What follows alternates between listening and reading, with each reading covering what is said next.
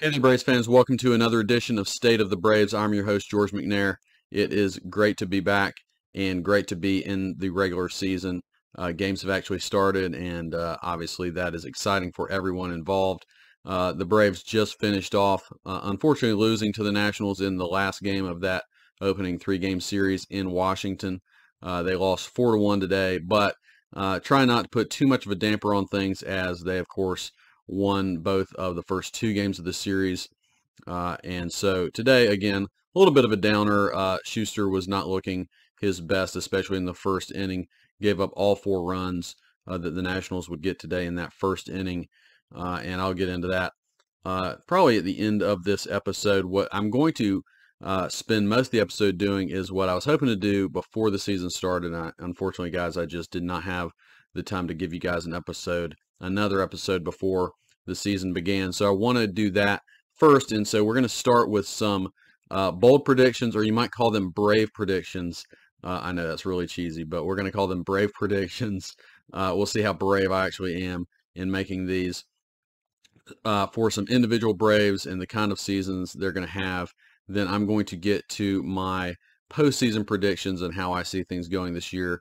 And then I will talk about these first three games of the season that the Braves have played and kind of what have we seen so far, maybe some hints of some good things coming for the Braves, maybe a couple things to be concerned about. You don't want to overreact in any big way in just 3 games. As we know, 162 games, a lot is yet to be determined. So let's start with my predictions for some individual players. And so my first one, my number one prediction is that Spencer Strider is going to win the Cy Young. And, honestly, in some ways, people might say that's bold. I've actually heard his name get thrown out by quite a few people, just national people, not just Braves fans or Braves commentators, as a favorite or maybe a dark horse to win the National League Cy Young. And when, if you're a Braves fan, if you watched Strider much at all last year, you remember how dominant he was.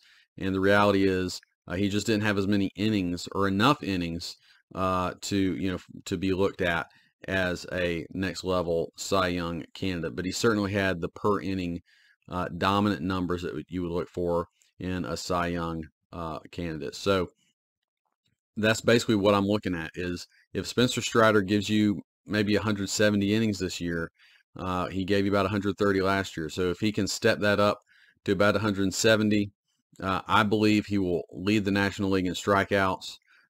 He gives up very few hits. He had a nice outing the other day, his first outing of the season. He wasn't kind of in the middle of that outing. He wasn't super sharp, but he found it late. He struck out the last 3 guys he faced. I think he had 9 strikeouts in 6 innings pitched, no runs. So yeah, guys, Strider, even on a day where he wasn't his absolute sharpest self, was looking very good, and it's a good start to what I think could be, again, a dominant season. Strider, to me, is just a kind of freak of nature in some ways. A lot has been talked about, even though he's kind of on the shorter side of a powerful pitcher. The ball comes out at a kind of an awkward angle for hitters, in an angle that they don't typically see. He really jumps at the hitter, and that really shortens his distance to the plate, his release point, on top of throwing 99 miles an hour. So, yeah, I see a lot of great things from Strider. I really think it's mostly about just him staying healthy and getting enough innings pitched. And if he does that, I think he's almost guaranteed to be in a top 5 situation for Cy Young. There are, some other favorites. I've heard their names thrown out. Corbin Burns of Milwaukee, who's been a top 5 pitcher the last few years. Sandy Alcantara obviously won it last year for Miami. Both Scherzer and Verlander always seem to be in the mix, of course, with New York. I have a hard time believing they're going to do it again just because of the wear and tear on their older bodies, especially Scherzer. He's been off and on the injured list several times over the last couple of years. And obviously there could be some guys that show up that aren't even, I'm not even mentioning. And even our own Max Fried, even though he's down with a hamstring issue right now, Let's not count him out either. Hopefully he'll get back from that very quickly and be right in the mix as well. All right, so that's my first one, right? Strider wins the National League Cy Young Award. All right, my second prediction of the year, Acuna, Harris, Olson, and Riley combined, those four guys combined will hit over 150 home runs this year. 150 home runs. Now, a team, right? Many teams do not hit 150 home runs. So I'm saying these four guys combined will do it. Obviously, it will require all of them staying healthy, all of them having good years. If they were to all hit 40 apiece, that's 160. So that gives you an idea of what kind of power I expect from these guys. I think both Olson and Acuna will hit over 40. I actually think Riley will as well. And so maybe you get Harris to hit 30 and you have that number. That's what I'm thinking. So in some ways, this might not even be that bold of a prediction. I think if all of them had solid years, but none of them hit 40, you might still get to what, 100, 130. So I think this is very possible. Obviously, this would be fun to watch if we're seeing that sort of power, and it really starts to make you think, man, this team is just a tremendously powerful team, because if those four hit 150, what does Ozzie do? What do our two catchers do? Even Ozuna, if he has a decent bounce back season, or Rosario, you're seeing some serious power from this Braves team, especially if those four guys do what I think they're capable of doing. I already mentioned I think Riley is going to hit 40 for the first time in his career. Obviously, Olson has looked really good so far. Hit 2 home runs in Game 2 of the series against the Nationals. Acuna hit a home run in his first at bat of the second game of the season. So a lot of good things there. Obviously, now I do promise you guys, I did make these predictions. I put them on paper before the season even started. So yeah, I know Olson already has 2 on the board. Promise you, I already put that on there, but I guess you're just gonna have to take my word for it. All right, my next prediction is that either Grissom or Shoemake will be named the starting shortstop of the Braves by May 15th. This is, in line with a lot of what I've said about the decision to go with Arcia as the shortstop for the Braves. He's honestly had a somewhat strong start, not as good of a third game today. He could have taken a walk right at the end of the game.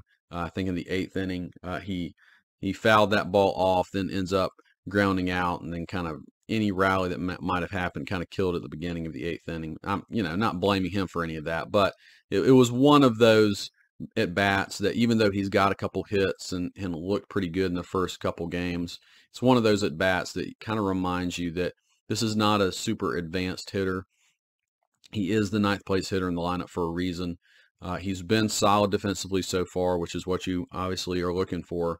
But nonetheless, I think whether it's going to be just kind of blah play in the field, or some kind of injury like he had that pulled hammy last year, I think there's going to be some reason that either Shoemake or Grissom will be called up by, and I'm just putting somewhat of a random date on it, I guess, of May 15th.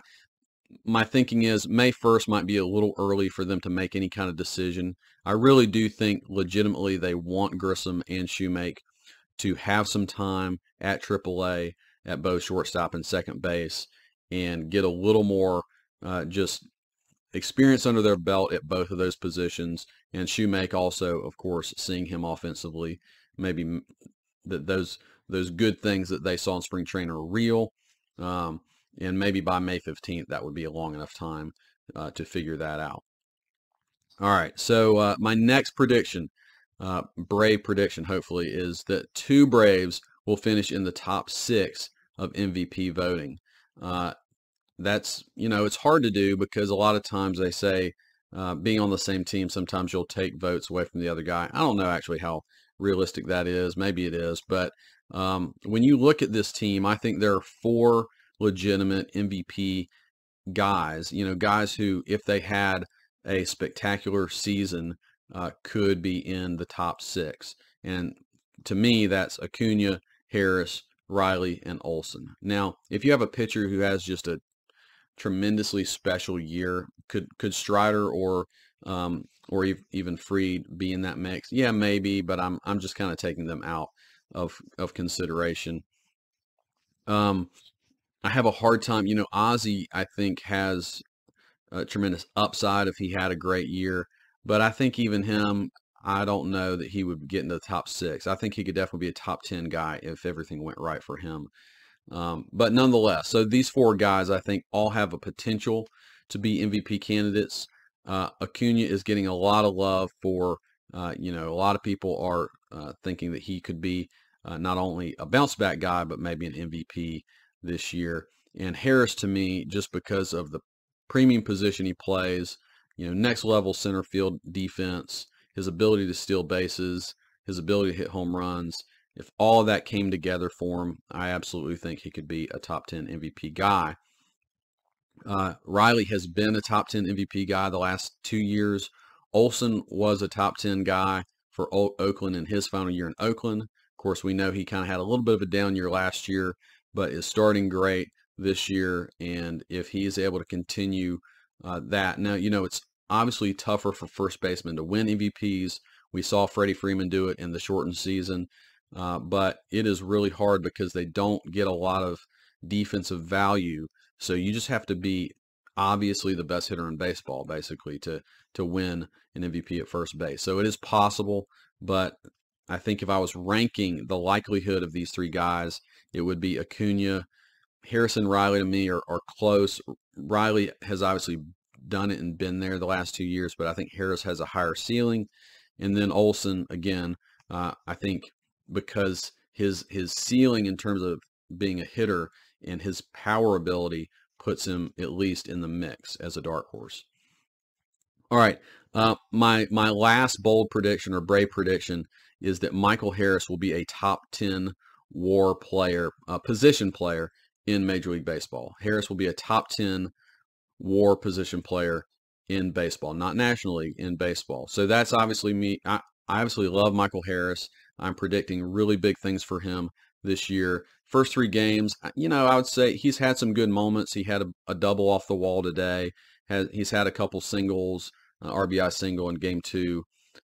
Nothing, I would say, particularly spectacular, but we know what he's capable of, and I am expecting really good things from him. You get Gold Glove defense, you get a 30-30 season, which I think he's absolutely capable of, and an improved on-base percentage, which he's talked about really trying to improve his discipline at the plate. You get those things from Harris, I think you do have a top 10 WAR season. I wanted to give a little more input on this one of my thinking. So last year, a top 10 WAR season was a 6.5 WAR, which is pretty elite. Obviously, that means you're a top 10 position player in all of baseball, basically. But let me just go off of this list. So number 1, of course, was Aaron Judge. He had an 11.5 WAR season, which is insane.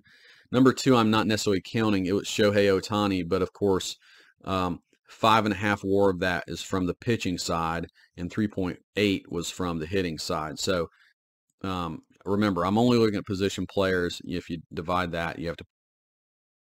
So the number Machado at 7 WAR, Nolan Arenado, another third baseman. Paul Goldschmidt and Freddie Freeman tied with a 7.1 WAR, which, by the way, for first baseman, that is an insane number. Those 2 guys had tremendous seasons. I will remind you that Freddie Freeman got totally hosed out of a batting title because the Mets' Jeff McNeil, who I'm not a big fan of, did not play the last game. He just sat out because he knew that would guarantee him the batting title. Anyways, moving on from that, Francisco Lindor, your first shortstop on the list, had a 6.8 WAR season. Yordan Alvarez, 6.7 WAR season. Jose Altuve with a 6.6. Mookie Betts and JT Realmuto tied at the 10th spot, basically, with 6.5. So, again, 6.5 WAR, that's where I'm seeing, Harris be. And I think he can get there, especially being a really high-level center fielder with his offensive ability. Even if he slipped a little bit offensively, I think he could maybe get to 6.5. So I do think this is reasonable. I think it's reasonable for him and Acuna to be in this top 10, which again is why I could see them both finishing top 6 in the MVP. But nonetheless, looking at some really good things for Michael Harris this year. Very excited to see him in a full season. I'm also just excited to see the Braves in Atlanta. It's so annoying that the Braves almost never get to start the season in Atlanta. They did last year, but it was only because of the lockout, and it just kind of moved the schedule that way. I just don't know why they never get to start the season in Atlanta. And I particularly hate when they play the Nationals because that's in my region, and I have to listen to the Nationals broadcast, which I just think kind of stinks. So anyways, again, my issues, not yours, guys. So, all right, let's move on to playoff predictions. And I want to start, obviously, in the National League East, and then I'll go into my overall World Series predictions and how I see it playing out. I obviously feel very good about the Braves this year. This is probably the most confident I've been in the Braves to be very, very good, meaning I feel like they would have to have a full-on collapse to not make the playoffs. And even then, I just have a really hard time seeing all the things happen that would have to happen for that to go down. So I feel very good about the Braves. I think they are maybe the deepest team. They have a couple of question mark spots position-wise, but overall, I think they're the deepest team in baseball. One way I think you could think of that is how many guys in their starting lineup would you foresee having a 4 or 5 WAR season, which is beyond, that's almost all-star level.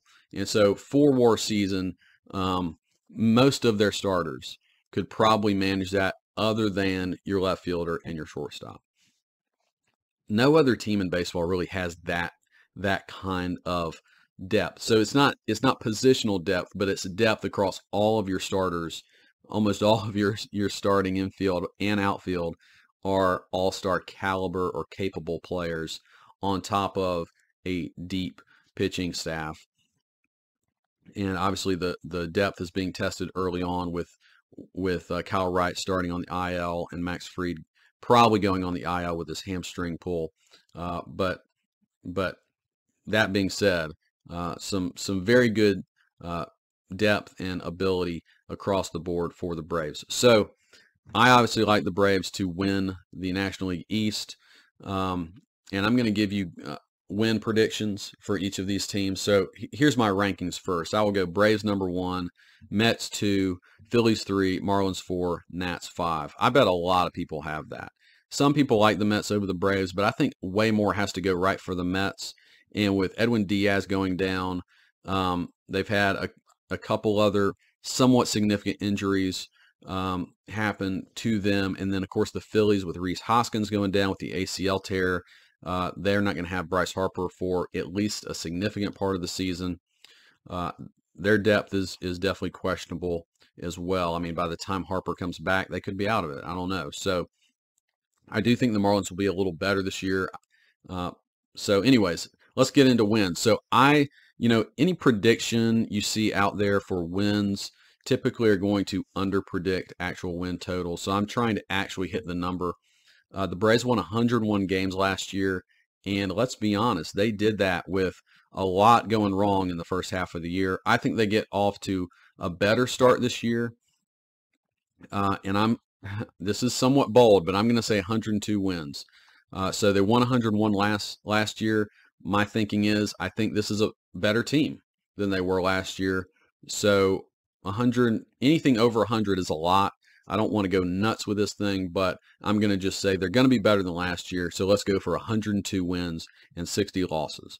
All right, as far as the Mets go, I do believe they're good. And barring Scherzer and Verlander going out with injuries, which would totally implode their season, let's just say generally they stay somewhat healthy. So I'm going to go with 94 wins and 68 losses for the Mets. That means that the Braves end the season with a somewhat comfortable win gap, and yet the Mets are still good. I mean, 94 wins is a very good team, so I just predict that for them. All right, so obviously number 3 is the Phillies. I don't see the Phillies being quite as good this year, and I'm going to kind of, maybe I'm underselling them. Maybe I just don't like the Phillies. I didn't pick the Phillies to make the playoffs last year, and obviously I got that wrong, but I barely got it wrong. I mean, they barely made it, and then they caught fire and beat the Braves, and you give them credit, I guess. They also caught the Braves in a perfect time when Fried and Strider were not at their best. But let's just move aside from that. So I am going to say the Phillies will end up with 85 wins, 77 losses, and just miss the playoffs. Again, that's not a bad team. They only won 87 games last year, so I'm not necessarily calling for like a huge drop-off, but even just that 2-game drop, a couple other teams having decent years, that's what I foresee. All right, the Marlins, like I said, I think they will be better than last year. I'm going to say 78 wins and 84 losses, so not quite a 500 team. They do have very good pitching staff. Everybody knows that. Their offense, 1 through 5, is better. I mean, it's a more respectable major league lineup than it was last year. But after 1 through 5, it's still not very good. I think they have some issues defensively as well, depending on the positions you're talking about. Their bullpen is maybe average, so they will always be probably pretty annoying to have to go play. But I don't foresee them making the playoffs or making a push for it. Could I see it happen? I mean, they are one of those fringy teams where if things really fell right for them, you could see it happening. But I'm not calling for it. All right, and then finally the Nationals. Hey, they got to win today against the Braves, but I'm going to say 56 and 106. That's really bad, and they are really bad. They did get a good outing from Mackenzie Gore today, so maybe he ends up being a bright spot in what is otherwise a not very good team. They're not very good defensively. They don't have much power at all. So I have a hard time seeing them being, that's basically what they were last year. I think they won 55 games last year, and that was with Juan Soto for half the year. All right, so again, the Braves, then the Mets, then Phillies, then Marlins, then Nats. All right, so let's get to my playoff predictions. Let's start with the American League, and then I'll swing over to the National League. So the American League, I'm going to stay chalk and say that the Astros are probably the best team in the American League. I'm a little nervous with that only because of them losing Altuve for an extended period of time. I'm not sure the impact of that. I think they have a couple other players who are stepping into new roles who weren't a part of the World Series run last year. But their starting pitching staff is still very good and very deep, even after losing Verlander. So I just think they're still going to be good. Could I foresee them having some drop-off and maybe being a wild card team instead? I could see it, but I kind of doubt it. I think in the long term, this team is built well for the regular season. Number 2, I'm going to say the Blue Jays win the American League East. And the East is really tricky because you have 3 or 4 pretty good teams all there. A lot of people will say the Yankees, but they've had some fairly significant injuries to their pitching staff before the season has started. Those pitchers, neither of those injuries, I think it's Severino and Rodon, both are starting on the IL. They're saying neither injury is going to be long-term, but both of those pitchers have dealt with many injuries over their career. So I'm kind of making the assumption that the Yankees are going to struggle with injuries throughout the year and don't have the depth that they really need. So that's why I'm going for the Blue Jays. I think they do have good depth in the pitching rotation. They're young and talented across the board on the offensive side of the ball. Number 3, I think the Guardians will win the AL Central again. The Guardians just do a lot of things really well. They don't have a ton of power. And the White Sox, some people are picking the White Sox. I think just on a pure talent standpoint, the White Sox might be better, but they've never put it together. They looked like a dumpster fire last year under Tony La Russa. Does that just change with a different manager? I don't think so. So I really like the Guardians, and I think they'll continue. Another team I really like, but I'm not going to project them to win their division, is the Mariners. So obviously they're in the same division as the Astros, but I think they're going to be very good, probably a 90-plus win team this season. Then I have the Rays as the 5th team in the American League. The Rays are always funny because they really don't have any stars. It doesn't seem like they have any stars, but they put together a lot of really good players, and they win. So I'm going to project them at the 5th spot, and then I'm going to say the Yankees will squeeze into the playoffs. I'm obviously not a big believer in the Yankees this year. They obviously got a historic year from Aaron Judge last year. Even if he just slips a little bit, and then they have a hard time keeping pitchers healthy. I think they're still a good team, but are they a 100-win team? No, they're probably more like a 90-win team. All right, on to the National League. Obviously, I love the Braves, and I'm going to pick them to be the best team in baseball. Am I a homer? Yes. Could this still be true? Absolutely. If you look at most projection models, the Braves are picked as the best team in the National League, and most people are saying that. The other team that's in the mix for that is the Padres, and I will say that the Padres will win the National League West instead of the Dodgers. I think that one will probably be one that will go down to the wire, and that would be good for the Braves. It would be good for the rest of the National League. We saw the Braves having to battle the Mets all year and how much that took out of them right at the end of the year. So maybe you'll see that same thing with the Padres and Dodgers. Obviously, the Padres just have a ridiculous lineup. I would suggest that the Braves might have a deeper 1 through 9 lineup, but the Padres' top 5 are insane. The Braves probably also have a better starting staff and definitely have a better bullpen, but nonetheless, I think the Padres are quite good. All right, number 3, the Cardinals. I think they will win the NL Central. National League Central, just like the AL Central, is not very good. Almost by default, I think the Cardinals win this. I could see the Brewers putting things together, but they had a really rough end of the season last year. I don't know the state of that team. They have great pitching, but maybe not much else. So I'm going with the Cardinals.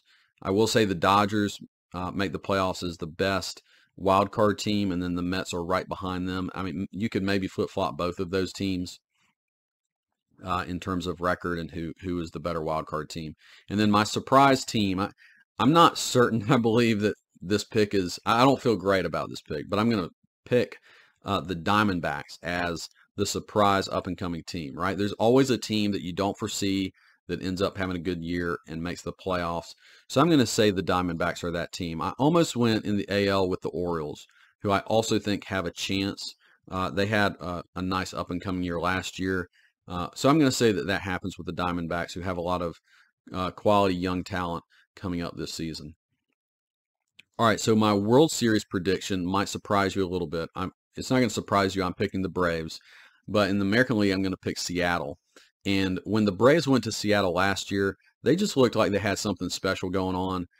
They have some great young players, Julio Rodriguez, obviously, but they also have four deep of like very good starting pitching and pitching depth generally. So I just like them. I like what they are building in Seattle.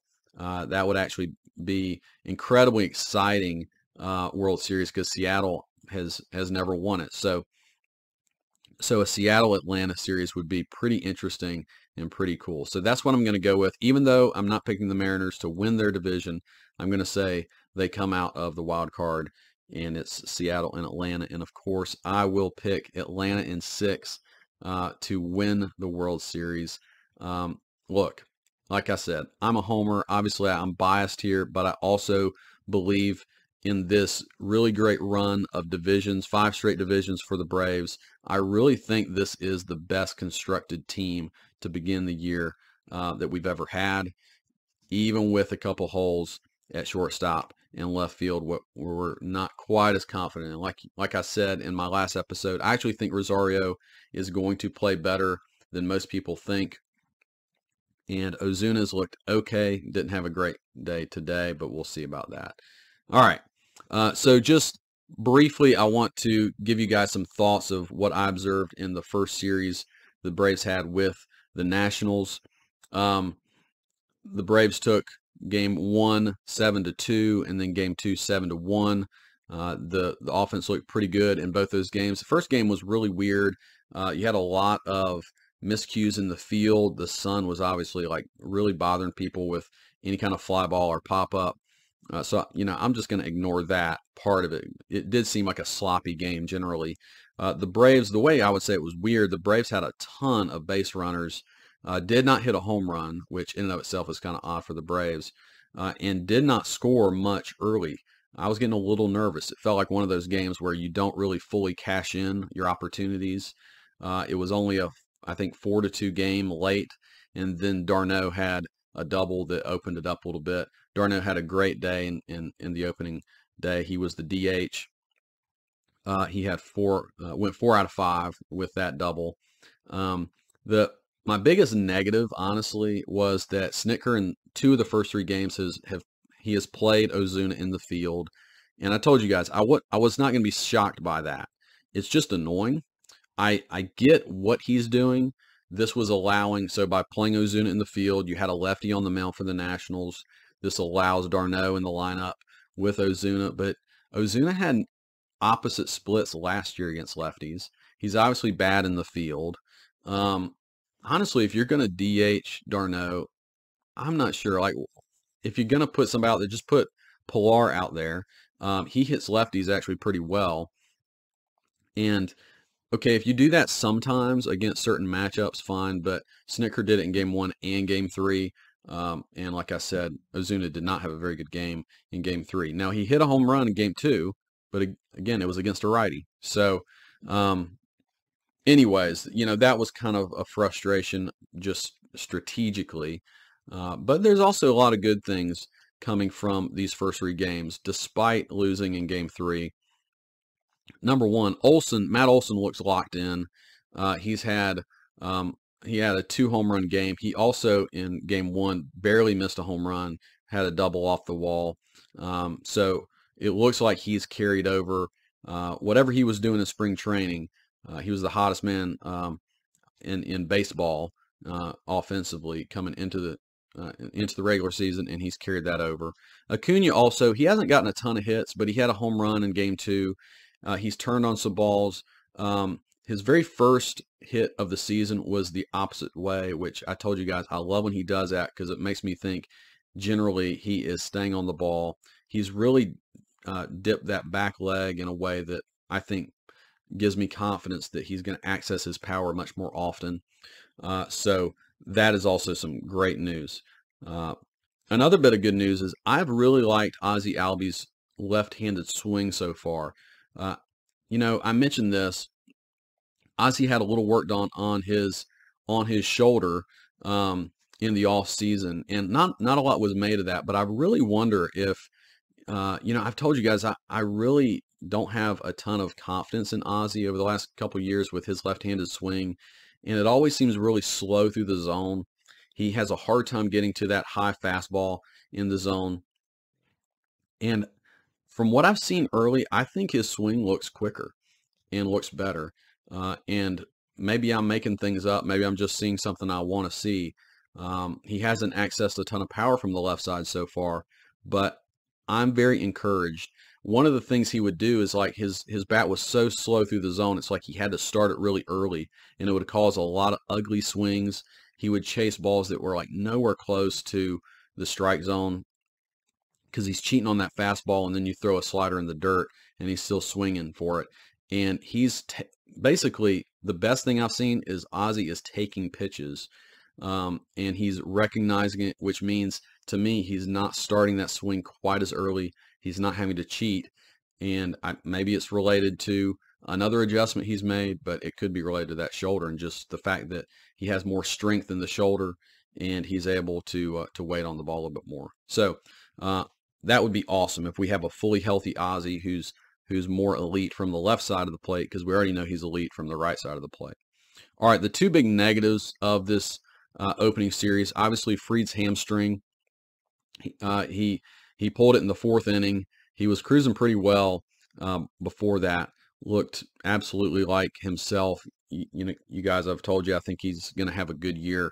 And but obviously you don't mess with your best pitcher and a hamstring. Hopefully it's just a strain, and that's all it seemed to be. He really he wasn't limping on it or anything, but it obviously, if anybody out there has ever pulled a hamstring, you know what that feels like, and it's definitely hard to push off the mound if you've got that going on.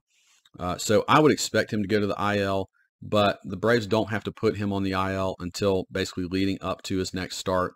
So I bet every day they're just going to reevaluate him and see where he's at. But, you know, when you think about what's it hurt to put him on the IL and you miss maybe 2 starts early in the season, and then make sure that he's healthy, I foresee the Braves doing that. There's also not a ton of negative to that. I mean, think about it. If you are able to save a little bit of innings early in the season on Fried, maybe he's a little fresher once you get to the playoffs, and a fresh, ready to go Max Fried entering October would be a very good thing.